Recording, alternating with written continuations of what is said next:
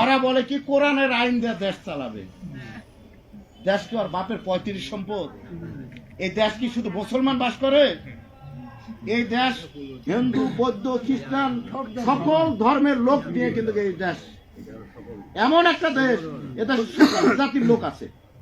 তাহলে এত জাতি। আসসালামু আলাইকুম রহমতুল্লাহ। এই মূর্খের বাচ্চা বলে কোরআনের আইন দিয়ে নাকি দেশ চালানো যাবে না, কোরআনের আইন দিয়ে নাকি রাষ্ট্র পরিচালনা করা যাবে না, কারণ এই দেশে, এই রাষ্ট্রে হিন্দু, মুসলিম, বৌদ্ধ, খ্রিস্টান সবই বসবাস করে। এই মূর্খের বাচ্চাকে আমি বলতে চাই, রাসূল সাল্লাল্লাহু আলাইহি সাল্লাম কি কোরআনের আইন অনুযায়ী রাষ্ট্র পরিচালনা করেন নাই?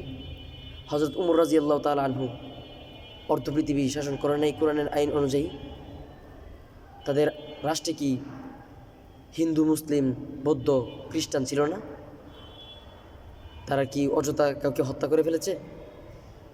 না কোনো দিন কোনো বিধর্মীকে রাষ্ট্র থেকে বের করে দিয়েছে? না তার উপর চাপ সৃষ্টি করেছে যে মুসলমান হইতেই হবে? হ্যাঁ, এতটুকু করেছে যে তাদেরকে ইসলামের দিকে দাওয়াত দিয়েছে, কারণ ইসলাম তো সত্য ধর্ম, ইসলাম আসল ধর্ম, ইসলামী শান্তি। এতটুকু দাওয়াত দিয়েছে, আর এতটুকু দাওয়াত দেওয়া প্রত্যেকটা মুসলমানের দায়িত্ব।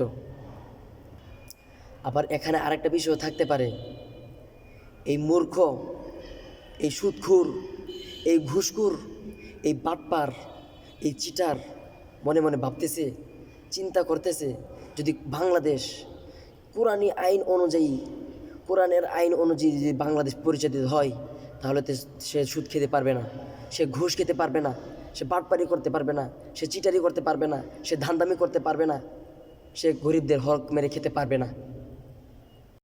সুতরাং সকলের কাছে অনুরোধ, এই বিষয়ে একটা মন্তব্য জানাবেন এবং এই মূর্খকে, এই বাটপারকে যেন সকলের সামনেই একটা বিচার করা হয়, আইনের আওতায় আনা হয়, এবং এই ভিডিওটা বেশি বেশি শেয়ার করে দিবেন যেন এই মূর্খের কাছে পৌঁছে যায়।